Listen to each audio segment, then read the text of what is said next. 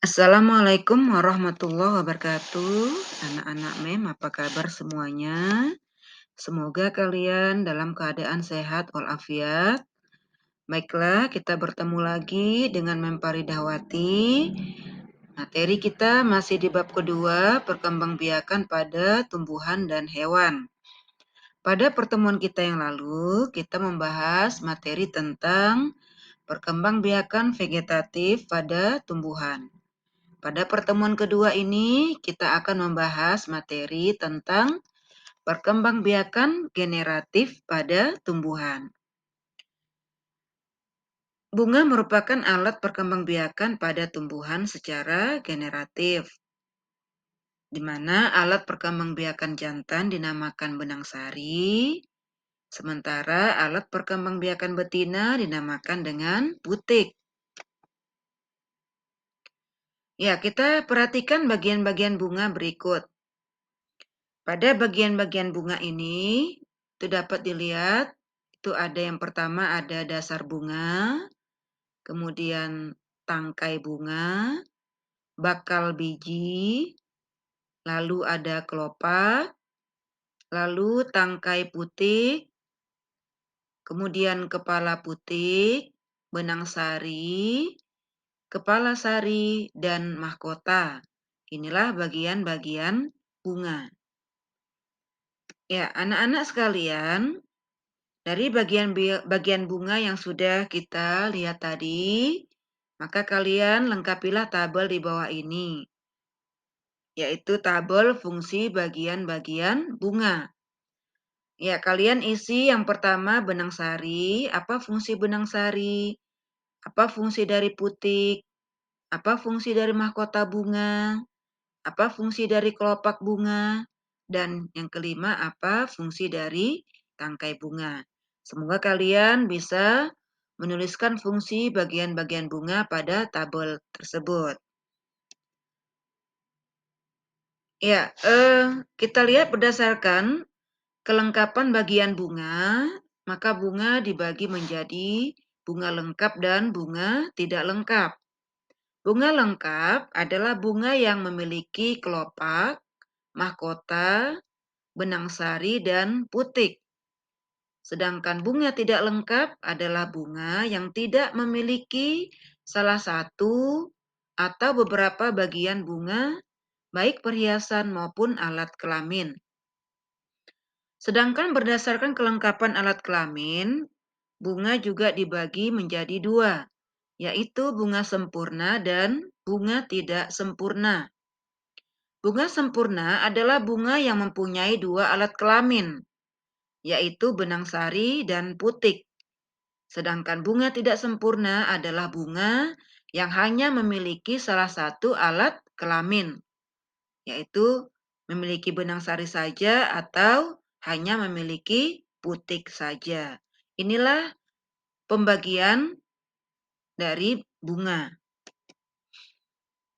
Ya, berikutnya kita masuk ke materi polinasi atau penyerbukan. Apa itu penyerbukan atau polinasi? Yaitu proses menempelnya serbuk sari ke kepala putik. Ya, berdasarkan jenis perantara, maka penyerbukan dapat dibagi menjadi satu anemogami, yaitu perantaranya angin, dua zodiogami, yaitu perantara hewan. Perantara hewan ini ada 4 macam. Yang pertama entomogami, perantara serangga. Yang kedua ornitogami, perantara burung.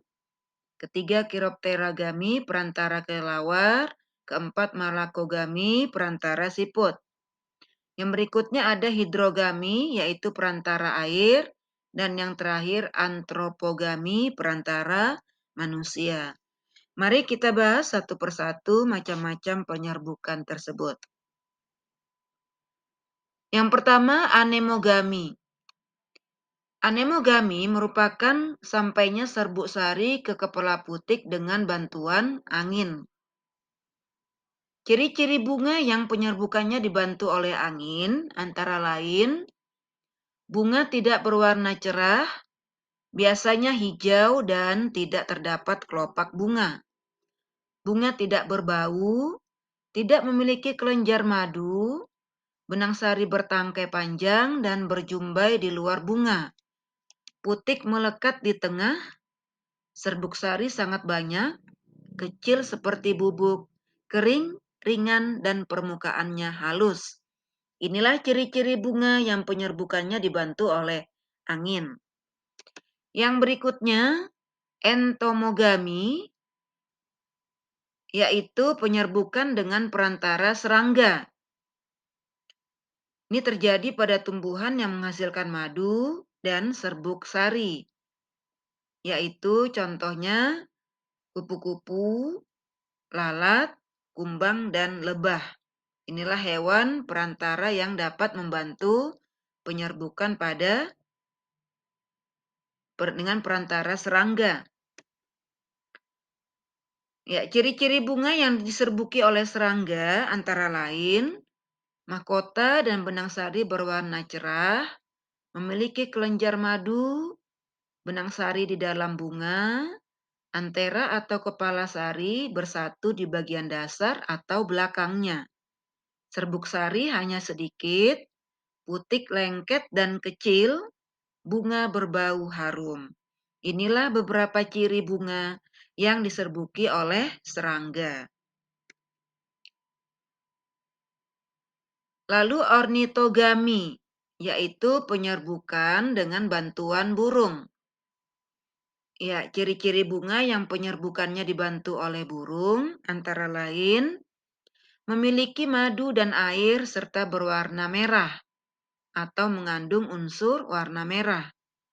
Bentuk bunga yang diserbuki biasanya khusus, seperti burung kolibri memiliki bunga yang diserbuki oleh burung kolibri memiliki tabung nektar yang panjang dan sempit. Lalu yang berikutnya chirepterogami, yaitu penyerbukan dengan bantuan kelelawar.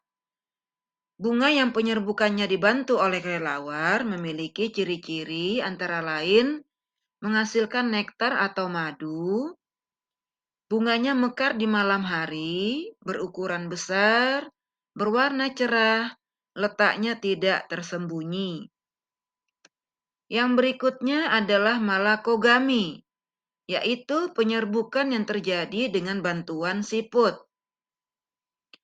Malakogami ini biasa terjadi pada tumbuhan yang sering dikunjungi oleh hewan siput. Lalu yang berikutnya antropogami, yaitu penyerbukan yang sengaja dilakukan oleh manusia. Biasanya merupakan bunga berumah dua, yaitu bunga yang dalam satu pohon hanya terdapat bunga jantan atau bunga betina saja. Contoh tumbuhan yang penyerbukannya dibantu oleh manusia antara lain vanili dan beberapa jenis bunga anggrek. Ya, itulah beberapa penyerbukan yang perantaranya sudah kita jelaskan tadi.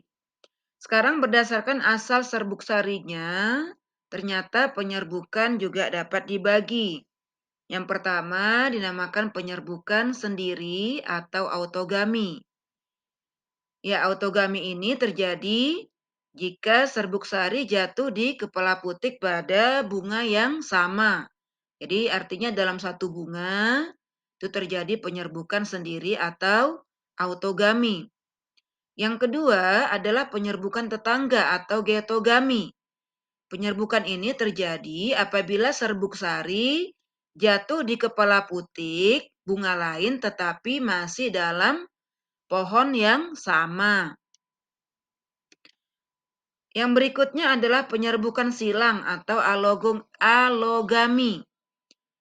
Alogami terjadi apabila serbuk sari jatuh di kepala putik pada bunga yang berbeda pohon tetapi masih dalam satu spesies atau dalam satu jenis. Yang berikutnya penyerbukan bastar atau hibridogami. Penyerbukan ini terjadi apabila serbuk sari berasal dari bunga lain yang berbeda jenis. Jadi serbuk sari akan jatuh ke kepala putik pada bunga lain yang berbeda jenis atau berbeda spesies. Inilah beberapa macam penyerbukan berdasarkan asal serbuk sarinya. Semoga anak-anak semua bisa memahami apa yang sudah kita pelajari pada pagi hari ini. Ya, jadi dapat kita simpulkan bahwa perkembangbiakan secara generatif atau secara kawin memiliki alat perkembangbiakan yang dinamakan dengan bunga. Ya, demikian materi kita pada pagi hari ini. Semoga anak-anak bisa memahami materinya. Sekian dan terima kasih. Selamat belajar, tetap semangat. Sampai bertemu pada pertemuan selanjutnya. Assalamualaikum warahmatullahi wabarakatuh dan selamat pagi.